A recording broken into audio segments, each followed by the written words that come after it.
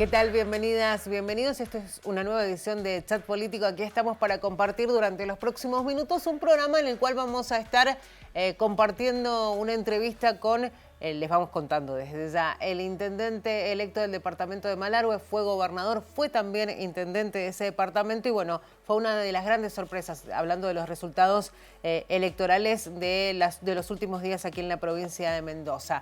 Vamos a estar haciendo un análisis de justamente esos números, ese resultado. Más del 46% de los votos fueron para Celso Jaque, el representante del Frente Elegí en Malargüe, y después quedó en segundo lugar Ojeda, ¿no?, que pretendía ser reelecto Juan Manuel Ojeda, y realmente la diferencia de puntos fue importante, más del 17 puntos de diferencia. Vamos a estar hablando de lo que significa para Malargüe volver a tener a Celso Jaque como intendente, una figura también muy importante dentro del peronismo que vuelve a resurgir, qué significa para él, qué planes tiene y sobre todo cómo ve a Malargüe, sobre todo después del resultado, a partir de qué es lo que cree que fue la elección de la gente, de los habitantes de ese departamento para volverlo a colocar en el sillón de intendente. Vamos a también analizar un poco lo que está sucediendo con el peronismo de la provincia de Mendoza, porque si bien para él el resultado fue absolutamente positivo,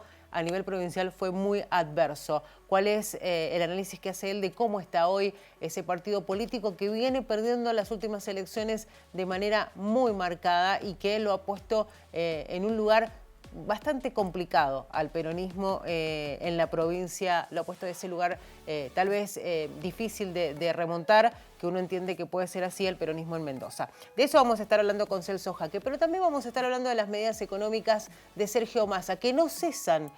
Todas las semanas tenemos novedades, decisiones vinculadas con la economía, con tratar de mejorar el ingreso a los sectores más vulnerables, con también pensar en otros sectores, los de la economía informal, los de la economía formal, los trabajadores. Vamos a hablar del impacto que tienen estas medidas del ministro de Economía, candidato a presidente por el peronismo aquí en la República Argentina. De todo esto vamos a hablar con Karina Fara, economista, y esto va a suceder en unos minutos nada más. Así es que les decimos a ustedes que se queden ahí del otro lado y que se queden prendidos al 30 de la TDA, porque vamos a disfrutar de un muy buen programa aquí en Chat Político. Recuerden que estamos en redes, estamos en Twitter, en Facebook e Instagram. Si quieren comunicarse con nosotros lo pueden hacer todo el tiempo. Por supuesto, también tenemos WhatsApp, que es el 2615-170444, para que ustedes se puedan comunicar con nosotros. Y también recuerden que si quieren volver a ver el programa lo pueden hacer en nuestro canal de YouTube, que es Unidiversidad.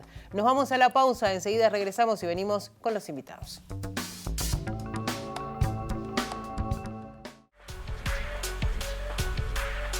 Si quieren comunicarse con nosotros, ya saben, estamos en redes, en Twitter, en Facebook e Instagram, @señal UTV en Twitter, en Instagram estamos como Unidiversidad y también en Facebook como Señal U. Seguimos hablando con Celso Jaque, exintendente, exgobernador e intendente electo del departamento de Malargüe. Muy metido en la política siempre Jaque, ¿no? Eso es lo que destacábamos, incluso lo hablábamos fuera de aire. Es difícil dejar la política, ¿no? Por más que uno no esté muy presente, siempre de alguna manera es algo de lo cual no se puede desvincular.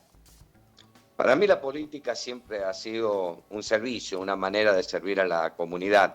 Y para servir a la comunidad, en mi caso elegí la política, pero no siempre he necesitado un cargo para poder seguir sirviendo a mi comunidad. En esta ocasión me volví a presentar, a ponerme a consideración de los malargüinos, porque dada la situación de nuestro departamento, entendía que no podía mirar hacia un costado como si nada pasara, y teniendo la posibilidad de poder generar al menos una alternativa. Y los malargüinos confiaron, me votaron, y ahora empezaremos a partir de diciembre a servir desde el municipio para tratar de lograr lo que queremos, que es un Malargüe que tenga posibilidades de crecimiento. Recién usted hablaba en el bloque anterior de Portezuelo del Viento y de que obviamente será un tema con el cual se tendrán que poner de acuerdo con el gobernador electo Alfredo Cornejo en cuanto al destino de esos fondos. La pregunta, me parece que está bueno hacérsela, Celso, y es ¿por qué usted entiende que no se pudo avanzar con Portezuelo del Viento, que fue una obra que mucho se consideró durante mucho tiempo emblemática y que ahora... podríamos decir, es nada más que un simple sueño, ¿no? Falta de diálogo. Yo creo que lo que faltó fue diálogo. Si hacemos un poquito de historia o miramos un poquito hacia atrás, día 7 de agosto del 2008 firmábamos en Mendoza un convenio entre el gobierno de La Pampa y el gobierno de Mendoza, sí, que ponía condiciones para terminar los conflictos que teníamos con el río Atuel y que daba allí la autorización para que se pudiera construir Portezuelo del Viento. Estaba con el trasvase del Río Grande.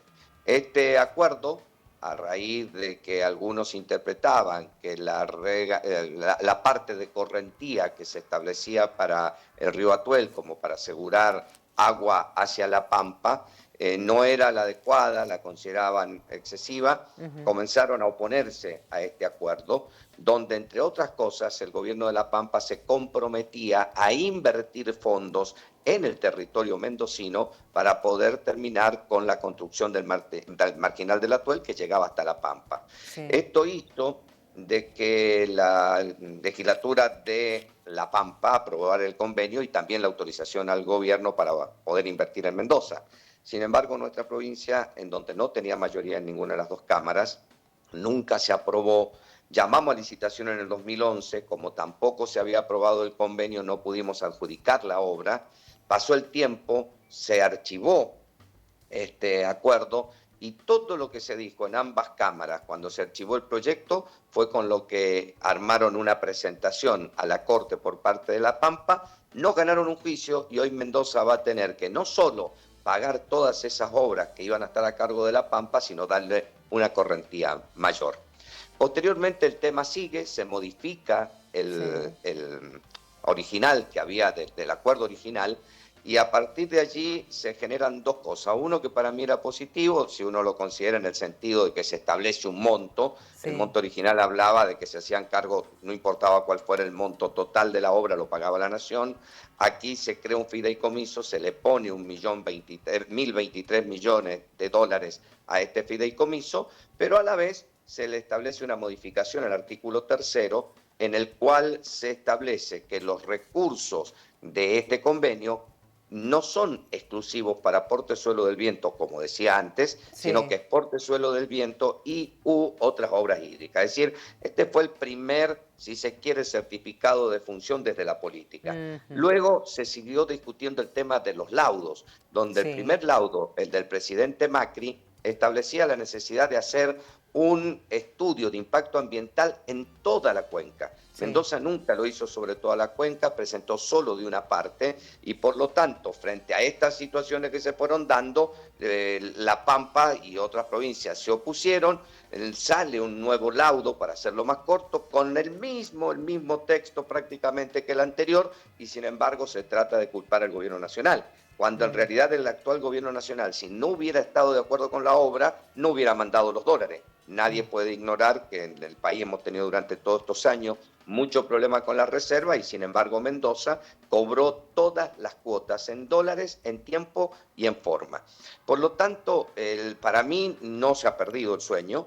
Yo creo que hay que pensar en un Portezuelo original, no esa obra tan faraónica a la que se llamó a licitación en su momento, sino la más chica, la que habíamos llamado a licitación en el 2011, la primera, que debe hacerse el trasvase del Río Grande al Atuel y para esto hay que utilizar parte de esos 1.023 millones de dólares.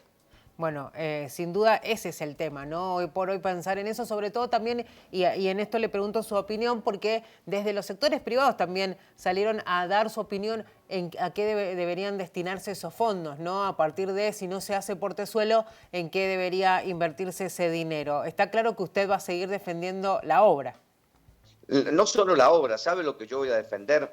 Es que esos 1.023 millones de dólares tienen la legitimidad en el sur.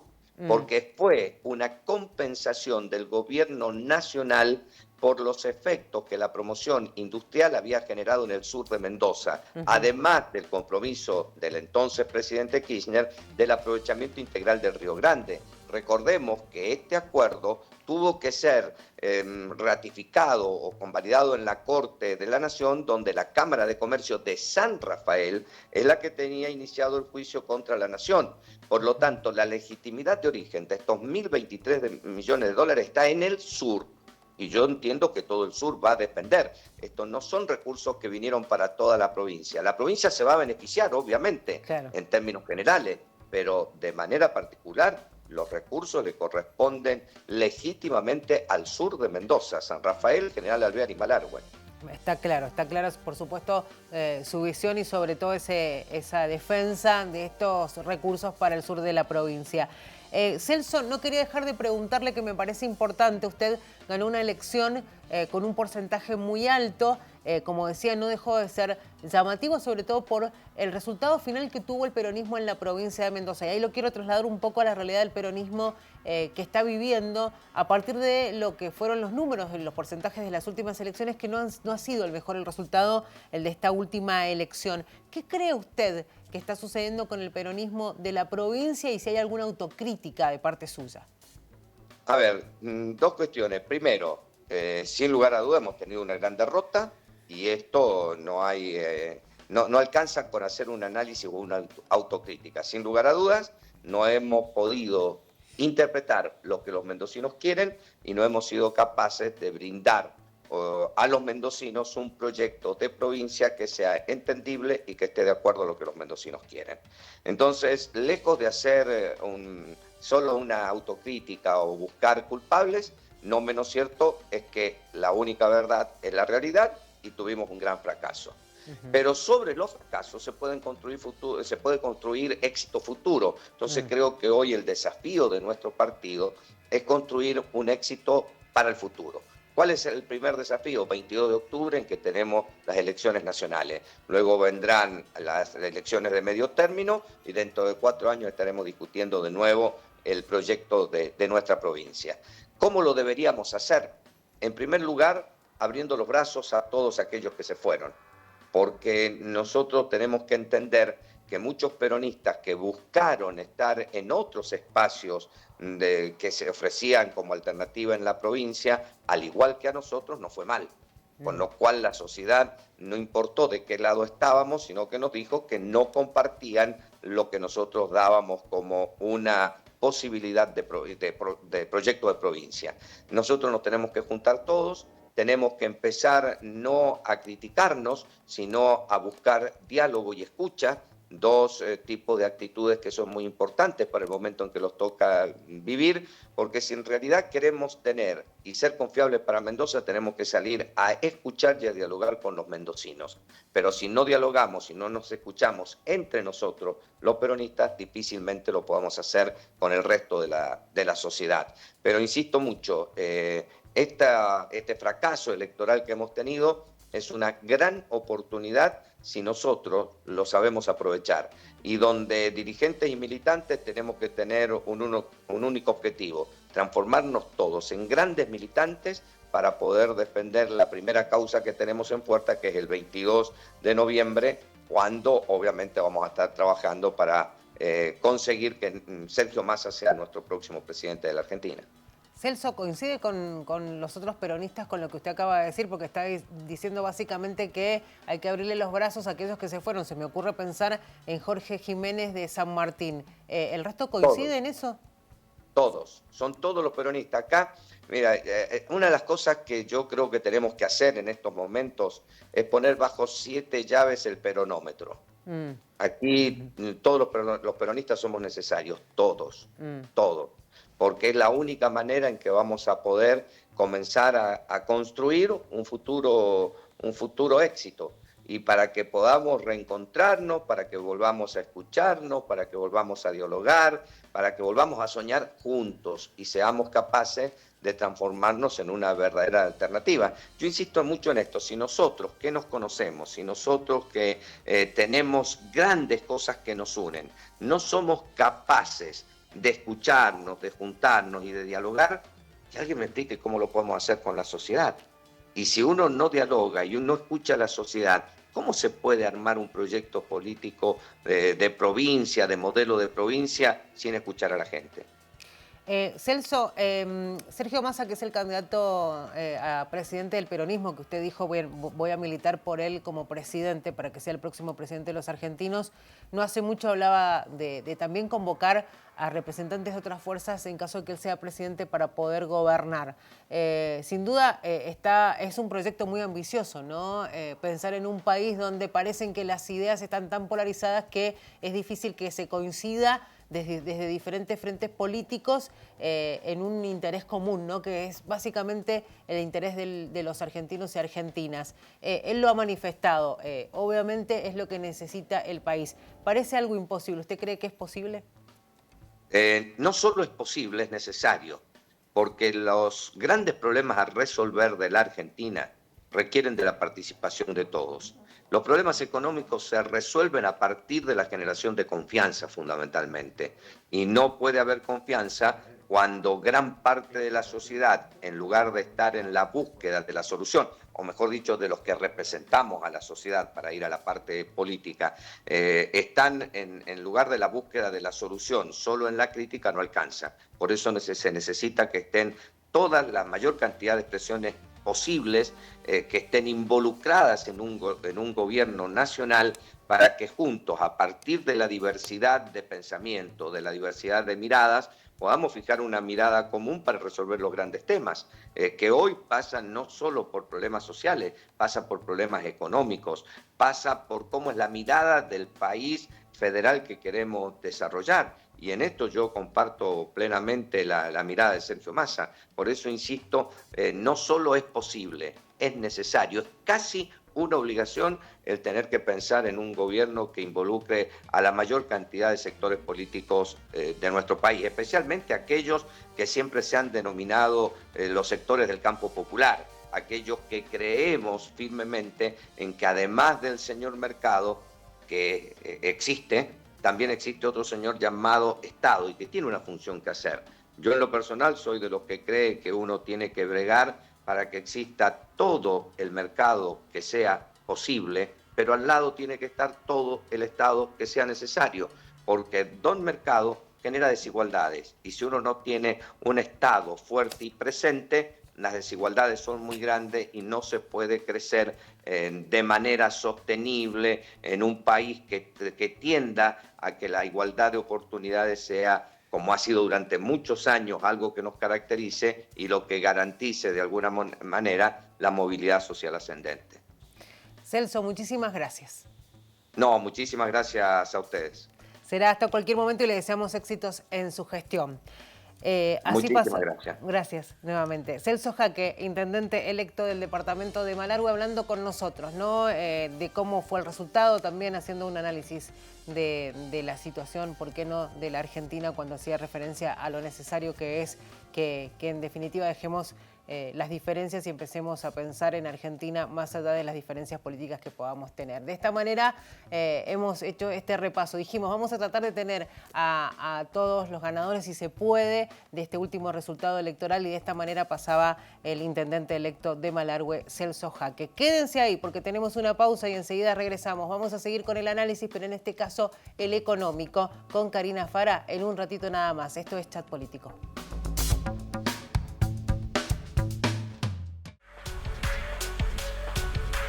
Bueno, aquí estamos nuevamente en Chat Político en el 30 de la TDA después del resultado electoral en la provincia de Mendoza. Realmente es un gusto poder hablar con quienes han resultado ganadores. En este caso vamos a decir que vamos a tener la posibilidad de hablar con el intendente electo del departamento de Malargüe, que en algún momento fue gobernador de la provincia, periodo 2007-2011. Hablamos de Celso Jaque, que fue sin duda un gran ganador de estas elecciones en la provincia de Mendoza. Le vamos a dar la bienvenida. ¿Cómo le va, Celso? Muy bien, un grato placer de estar en contacto con ustedes. Para nosotros también. Bueno, se hablaba mucho después del resultado electoral, porque se hizo un análisis más allá del resultado en la provincia de Mendoza, de quién salió electo gobernador. También fue el tema y el título en los medios de la provincia, el triunfo suyo en Malargüe. ¿Cómo lo vivió usted? Bueno, primero con una gran alegría, pero también sintiendo una gran responsabilidad, teniendo presente que los ciudadanos malargüinos me han otorgado esta oportunidad para trabajar y poner una experiencia que uno tiene al servicio de los malargüinos para reencontrarnos nuevamente con un desarrollo sostenible del departamento de Malargüe, cosa que en estos últimos años ha venido en un pleno retroceso. Justamente eso quería preguntarle, ¿no? Porque esta decisión de pronto de usted querer ser intendente de ese departamento tan significativo, obviamente para los propios mendocinos, porque mucho se habla de las bondades de Malargüe, pero también está claro que este resultado y esta diferencia que se dio con alguien que pretendía ser reelegido en la intendencia demuestra que la elección de esos habitantes que están en desacuerdo en cómo se ha administrado en estos últimos años el municipio, ¿no? Sí, ha habido una muy mala asignación de los recursos y que además se ha traducido en una mala gestión del municipio. Y por esta razón, hoy los malargüinos me han dado esta oportunidad para encontrar una forma diferente de gestionar, de ver cómo trabajamos hacia adelante. Son muchísimos los desafíos.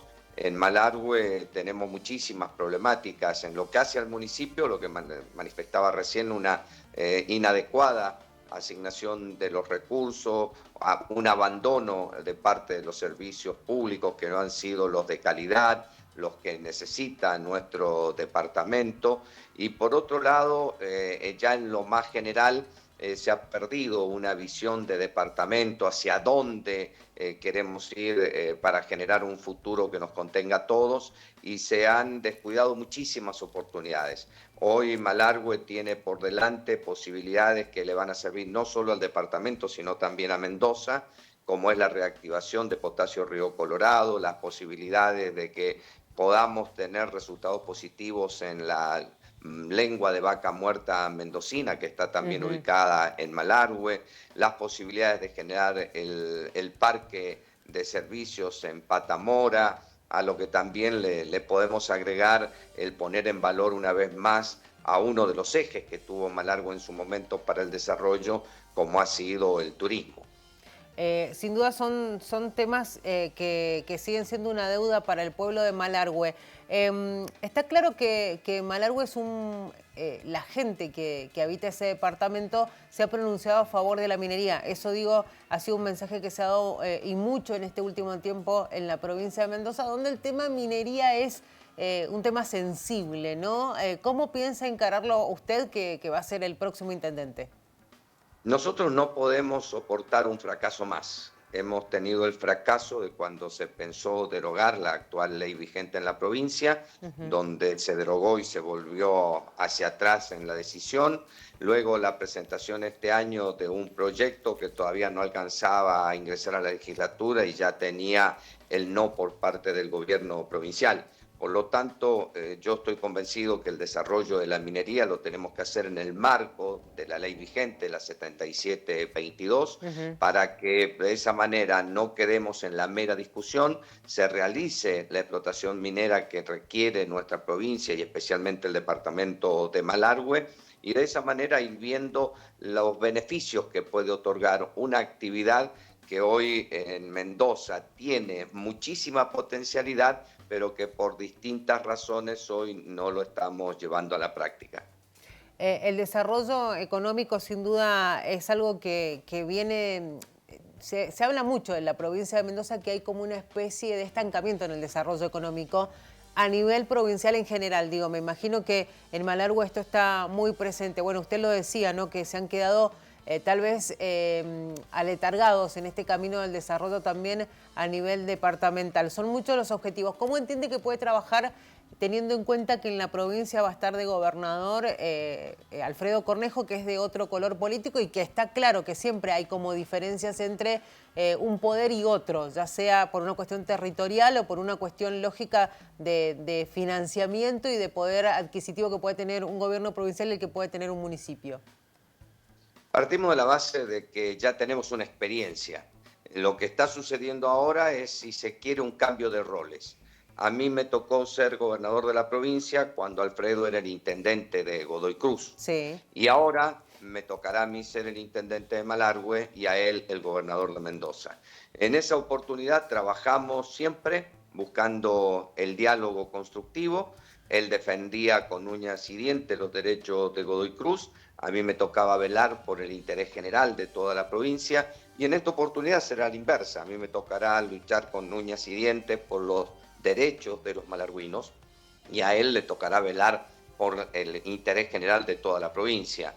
El que trabajemos, el que encontremos puntos de encuentro para trabajar en conjunto, no significa que mañana vayamos a pensar exactamente igual. Lo único es que nosotros estoy convencido que vamos a poder tener un camino en el cual nos encontremos a través del diálogo, a través de la negociación bien entendida, pensando en que ambos tenemos una responsabilidad compartida y es que a Mendoza le vaya bien. Entonces, si a Malargüe le va bien, Mendoza le va a ir bien, y si a Mendoza le va bien, a Malargüe le va a ir bien. Así que en ese sentido no tengo ningún tipo de temor. Solamente tendremos que poner en valor lo que significa la política, que es encontrar caminos de encuentro para poder resolver los temas de nuestras comunidades. Se puede, teniendo en cuenta que siempre se habla de que por ahí las diferencias políticas e incluso las afinidades son beneficiosas o no. Digo esto porque mucho se habla de, por ejemplo, si el gobierno nacional no tiene afinidad con una provincia, los fondos no llegan tal vez como se quisieran, ¿no? Algunos fondos en particular. Y generalmente de las provincias se dice lo mismo, que no se distribuyen los fondos de la misma manera a los municipios afines que a los que no. ¿Cómo entiende que se puede llegar a esa especie de comunión cuando en realidad el pueblo lo demanda? Yo creo que lo vamos a poder hacer, porque además de esta experiencia que le mencionaba que he tenido con el actual gobernador electo, a mí me tocó en mi segunda gestión como intendente estar al frente del municipio cuando el gobernador era Roberto Iglesias y el presidente era Fernando de la Rúa. Y sin embargo, a través del diálogo siempre llegaron recursos y programas a Malargüe, porque todo depende, el diálogo depende de dos. Si hay voluntad de las dos partes para dialogar, siempre hay un punto de encuentro. Y eso es lo que tenemos que hacer, así que tampoco desde ese punto de vista yo lo veo como un problema. Obviamente uno anhela que pueda tener el gobernador de su propio partido y el presidente de su propio partido, esto no lo podemos negar.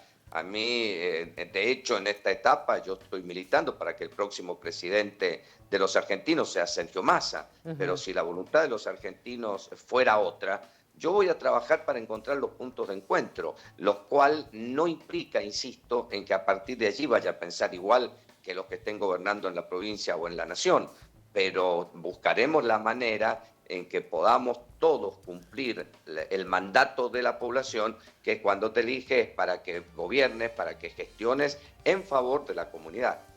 Bueno, está claro que el objetivo es ser absolutamente dialoguista. Se entiende que, bueno, usted ya dijo, tuvo la oportunidad de estar con roles invertidos cuando usted era gobernador y Alfredo Cornejo era intendente. O sea que posibilidad de diálogo existe. ¿Ha tenido oportunidad de hablar con el gobernador electo, Celso? No, todavía no he hablado con él, pero no tengo dudas de que llegará el momento en el que tendremos que conversar. Y yo decía, miren, nosotros tenemos el primer punto en el que seguramente vamos a tener que encontrar el diálogo y cómo lo vamos a resolver, es el uso de los 1.023 millones de dólares de Portezuelo del Viento, que es un tema de Malargüe, en donde los malargüinos estamos convencidos de que la legitimidad de esos recursos corresponden al sur de Mendoza. Entonces, seguramente será uno de los primeros temas en los que tendremos que poner en valor el diálogo y ver de qué manera podemos hacer un buen uso de esos recursos sin resignar al aprovechamiento integral del Río Grande y a la legitimidad que estos recursos tienen para el sur de Mendoza.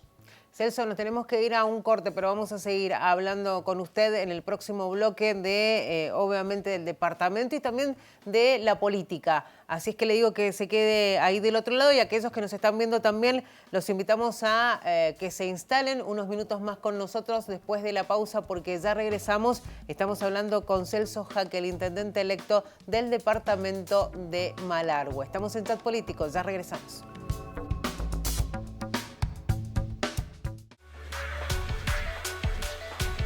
Bueno, estamos en el 30 de la TDA aquí en Chat Político. Recuerden que si quieren volver a ver el programa lo pueden hacer como los invitamos siempre a través de nuestra plataforma digital que es www.unidiversidad.com.ar y si no estamos en YouTube también como Unidiversidad donde pueden volver a ver este programa o los que quieran de Señalú. Dijimos que íbamos a hablar o analizar, mejor dicho, las medidas de Sergio Massa, el ministro de Economía, porque desde hace semanas, ¿no?, se vienen anunciando distintos programas o distintas formas en las cuales el objetivo principal sin duda es mejorar el poder adquisitivo de algunos sectores, pero también algunas otras medidas que son un poco más amplias. Vamos a hablar de esto con Karina Fara, que es economista y la tenemos ahí del otro lado. Karina, ¿cómo estás? Bienvenida. Hola Claudia, un gusto saludarte. Bueno, no podemos dejar de hablar de todo un poco, ¿no, Karina? Primero, el tema, el objetivo número uno, ¿se cumple, digo, con una inflación que crece mes a mes, esto de mejorar el poder adquisitivo incluso de los sectores más vulnerables por sobre todas las cosas? Mira, creo que hay una cuestión importante que es que el gobierno no se puede permitir llegar a las elecciones, a las generales, con una situación económica y social más precarizada de lo que está, ¿no? Uh-huh. No se puede llegar a enfrentar las urnas, digamos, con la gente en peor situación de la que está. Y esto mes a mes viene empeorando fruto de la inflación. Ya sabemos que es un fenómeno que hace muchos años que nos viene acompañando y creo que es fundamental el proceso que ha encarado el ministro Sergio Massa en este sentido, el ministro candidato, ¿no? Sergio Massa en este sentido. Creo que lo que ha hecho es, por un lado, estas exenciones impositivas que tienen que ver no solo con recuperar el poder adquisitivo transitoriamente, sino con una cuestión también de replantearnos el sistema tributario argentino, que es altamente regresivo. Uh-huh. Creo que lo que aprobó ayer el Senado en cuanto a la eliminación del impuesto a las ganancias sobre los ingresos laborales de las personas es un avance, esto de reconocer que el salario no es ganancia y que es algo que Sergio Massa ha dicho desde hace mucho tiempo, desde mucho antes incluso de participar en la coalición ahora gobernante. Creo que ha sido un gesto digamos, de sinceramiento también, de algo que él piensa y una acción concreta dentro de lo que él realmente piensa y de lo que pensamos mucho, que es irnos hacia un sistema un poco más justo. Pero sigue siendo el gran problema que enfrenta este gobierno, el gran problema es la inflación. Y ahí está un poco reñida con estas nuevas medidas, ¿no? Muchos, digo, desde la oposición están criticando y mucho las medidas de Sergio Massa. Se dicen que están quemando las naves, Sergio Massa en esto de también manotazos de ahogado, porque entiende que tal vez las elecciones, el resultado le puede ser adverso. La pregunta es, más allá de cómo lo ve la oposición, ¿cómo lo ve el Fondo Monetario Internacional? Porque celebramos un acuerdo no hace tanto con ciertas condiciones y a partir de estas medidas, ¿cómo ve el panorama de la economía argentina y si realmente el fondo entiende que va a cumplir las metas que se ha trazado el gobierno de nuestro país? El Fondo Monetario está bastante lejos de la Argentina, ¿no? Está físicamente muy lejos y también creo que muy lejos de ver la realidad económica y social que estamos atravesando todos los argentinos hoy por hoy. Y era de esperar que no, en estas horas, hace pocas horas, el Fondo Monetario se pronunció como un poco disgustado en cuanto a estas medidas, pero ya sabemos que Sergio Massa se ha propuesto cumplir con lo pactado dentro de determinado marco de acción. El gasoducto Néstor Kirchner me parece que ha sido una muestra, ¿no? El Fondo Monetario le dijo no lo hagas y lo hizo, porque creo que está dando muestras de ser profundamente industrialista, entonces de mejorar la capacidad de producción de la Argentina. Y en este sentido me parece que también por eso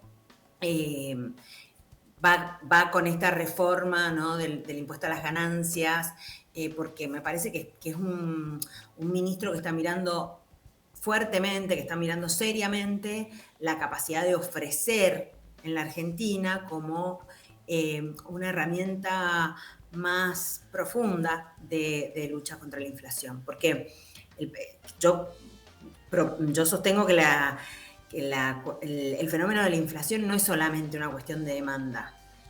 No es solamente porque se consume más, porque parte de la crítica de la oposición es esta: si le das más plata a la gente, si le dejas más plata en el bolsillo, eliminándole este impuesto a las ganancias, la gente va a salir a gastar y entonces vas a acelerar la inflación. Eso es muy probable que pase. Digamos, no vamos a negar ese proceso, pero también si permitimos que que las empresas, y estas también han sido medidas que ha tomado el gobierno, que las empresas empiecen a contratar en blanco, que puedan incorporar mano de obra de manera registrada, que las empresas puedan producir más. Creo que también hay que hacer algo respecto de la capacidad de importar maquinarias e insumos, como para seguir dándole una inyección importante al sistema productivo, y también hay que trabajar sobre el otorgamiento de créditos, la capacidad, la posibilidad de acceder al mercado crediticio de las empresas para financiar capital de trabajo, para financiar inversión. Creo que esas son patas que le darían mayor profundidad a la lucha contra la inflación, porque no es solamente que la demanda crece rápido, sino que nuestra oferta, nuestra capacidad de ofrecer bienes hacia el mercado interno, en este caso, también está bastante truncada desde hace muchos años. Ahí nosotros tenemos un cuello de botella importante y que termina generando presiones en los precios. Vos destacabas que ha sido todo un avance el tema del impuesto a las ganancias y sin duda uno piensa que es así porque se entiende que el impuesto no es, el sueldo no es ganancia, y que cualquier tipo de retención a un salario uno entiende que no es válido, ¿no? Porque estamos hablando del trabajo diario que llevan adelante millones de personas, ya sea en Argentina o cualquier parte del mundo. Pero convengamos que cuando se empezaba a hablar de correr el valor del impuesto a las ganancias o el mínimo, ese no imponible, y esas modificaciones que se fueron dando, en definitiva a la gente que se terminó beneficiando, si bien también es trabajador, es una mínima porción. ¿Y por qué voy a esto, Karina? Porque hace unas semanas atrás hablaban del promedio del ingreso de los argentinos y es por debajo de 200.000 pesos. Digo, también es una realidad que están en deuda la clase política, esta, la anterior y la de décadas, con los trabajadores argentinos, porque los sueldos siguen siendo bajos, ¿no? Sí, seguimos teniendo salarios que están ahí con la canasta básica, digamos. Y una gran proporción de la población está muy cerca de ganar la canasta básica, un poquito por abajo, un poquito por arriba, pero ahí como en ese entorno. Y muchos por abajo, sí. Y muchos por abajo, digamos. Entonces aparece este fenómeno que es el de los trabajadores pobres. Hay datos que se han conocido mucho, sobre todo en la prensa, de una serie de tiempo donde se veía que en la última década o más, 15 años o 20 años en la Argentina, cada vez que subía digamos que, o que bajaba el desempleo, bajaba también la pobreza, ¿no? Sí. Viceversa, cuando subía el desempleo, subía la pobreza. Hoy tenemos niveles de desempleo muy bajos, pero con niveles de pobreza muy altos. O sea, esta dinámica se ha revertido. Y entonces acá aparece este fenómeno que es un montón de trabajadores, una gran masa de trabajadores que, bueno, están por debajo de la línea de pobreza y que no llegan a fin de mes y que tienen que ver a la noche si cenan un tecito con algún pedacito de pan, si es que... Sí. Y esto me parece que termina siendo un problema importante que el gobierno no ha sabido resolver. No tiene la capacidad de resolver. Y esto es fruto de un mecanismo de redistribución del ingreso que se da a partir de la pandemia, porque el mecanismo de precios también reparte dentro de una sociedad. Y entonces hay sectores de la sociedad que han concentrado mucho más sus niveles de ganancia, sus niveles de ingreso, y otros sectores de la sociedad que, a pesar de trabajar muchas horas, de tener a lo mejor algún trabajo registrado y a lo mejor algún trabajo no registrado, o sea, el desempleo demandante también ha aumentado mucho, o sea, gente que busca más horas de trabajo para compensar, para tratar de mantener un nivel de ingresos, también ha aumentado mucho, y esto me parece que sigue siendo una de las deudas que el gobierno no ha sabido resolver, y que Sergio Massa promete ser el que lo pueda llevar a cabo, el que pueda solucionarlo de acá dentro de 4 años. La verdad que la situación es complicada. Yo siempre digo, cuando empezamos a analizar cualquiera de los problemas económicos, siempre terminamos en que el grave problema que tiene la economía argentina hoy es la inflación. Esta inflación que sigue concentrando recursos y ganancias extraordinarias en sectores concentrados de la economía, en detrimento de las grandes mayorías populares, ¿no? Bueno, el tema de ganancias ha generado muchísimas críticas y quiero volver ahí porque, bueno, mucho se hablaba de el dinero que no va a llegar a las provincias, ¿no? Que fue una dura crítica que ha recibido, bueno, en el caso de la provincia de Mendoza ha sido fuerte la crítica, pero quiero preguntarte a vos, porque vos sos la entendida, ¿qué significa esta modificación y cómo puede impactar en las provincias? Vamos a tener que ver qué pasa con el presupuesto para el año que viene, ¿no? Siempre existen estos aportes no reembolsables que realiza el gobierno nacional, estos aportes discrecionales que por ahí van principalmente a la obra pública. Hay que ver qué se prevé para el año que viene en esto. Hay que ver también cómo queda conformado el mapa político. Sí. Digamos, me parece que todavía quedan algunos interrogantes, pero es cierto que esto, por un lado, va a causar una caída vía recaudación por el impuesto a las ganancias, va a haber una caída de esa recaudación que viene desde ese impuesto. ¿A qué apuesta el gobierno? A que la reactivación económica, o sea, si bien le va a cobrar menos impuestos, o ha bajado lo que sería la base imponible del impuesto, el sector al que le va a cobrar el impuesto, sí va a haber más actividad económica, y este aumento de la actividad económica va a traer otros ingresos fiscales por otro lado.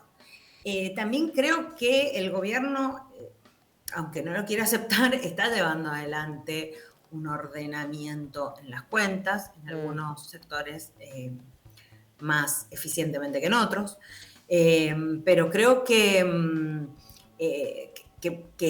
se van a ir ordenando las cuentas, sobre todo en la medida que sea el sector privado de la economía el que empiece a generar puestos de trabajo y que la economía argentina crezca y redistribuya ese crecimiento. Sí. Y ahí el Estado tiene que estar presente en la redistribución, porque si el Estado no es el que se mete en este proceso, no se va a meter nadie, y siempre el crecimiento, porque la verdad que, y no es un fenómeno solo en la Argentina, en todo el mundo está pasando y desde hace mucho tiempo, que las recuperaciones cada vez se las apropian sectores más concentrados de la economía en todos los países del mundo.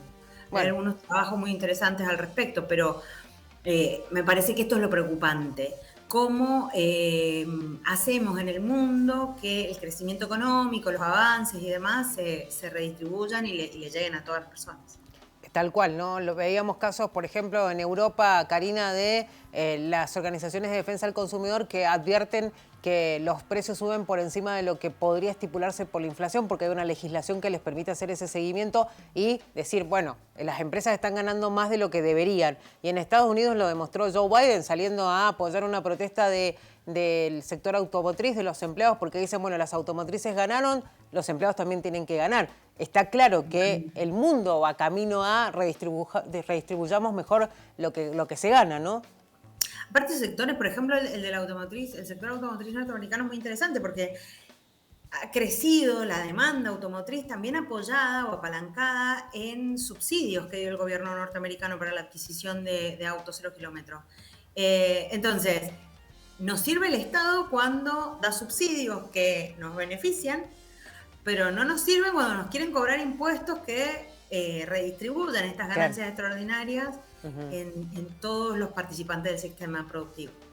Y acá me parece que, bueno, eso no es patrimonio solamente de la Argentina, esto pasa en todo el mundo, aunque algunas personas se dan cuenta, por más dinero que tienen, que por más dinero que tengas, no se puede ser feliz entre infelices, ¿no? Y me parece que acá, de nuevo, el mundo está rediscutiendo el sistema tributario como para que sea un poco más justo para todos. Por ejemplo, esta exención del IVA que hoy tenemos, esta devolución del IVA, como una especie de baja del IVA, la verdad que muchos de nosotros la vemos con buenos ojos, porque sin duda, si bien no va a llegar a todo el mundo, si bien sobre todo mucha gente muy empobrecida es la que menos lo va a recibir, porque a lo mejor no está bancarizada, porque está muy precarizada, está muy en el sector informal.